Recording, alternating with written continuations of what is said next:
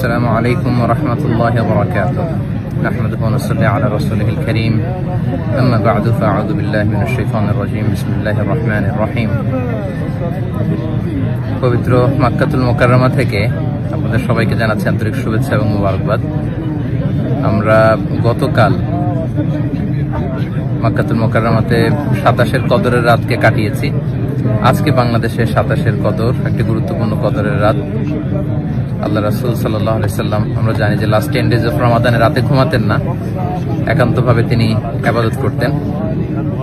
আমরা গতকাল দেখেছি লাখো লাখো ধর্মপ্রাণ মুসল্লিরা কাবার প্রান্তরে কেউ উমরা করেছেন, কেউ কিয়ামুল লাইলে অংশগ্রহণ করেছেন, তারাবিতে অংশগ্রহণ করেছেন।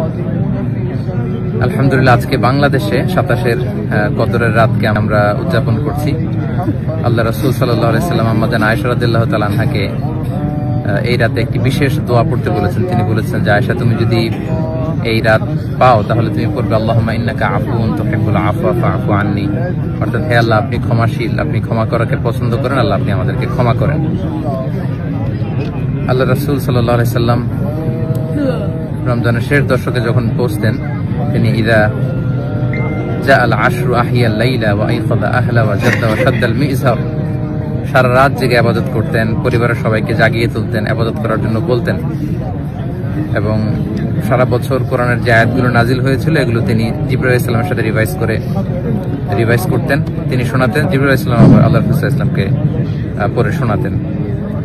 তো এই ক্ষমার রাতে আমরা যেন আল্লাহর কাছ থেকে ক্ষমা পেতে পারি, আমরা কায়মানুল বাক্যে আল্লাহ তাআলার কাছে ক্ষমা চাই। আল্লাহ যেন আমাদেরকে উতাকা মিনান নার, জাহান্নামের আগুন থেকে রমাদানে যে মুক্তির ঘোষণা দেওয়া হয়, সেই মুক্তিপ্রাপ্ত বান্দাদের অন্তর্ভুক্ত যেন আমরা হতে পারি।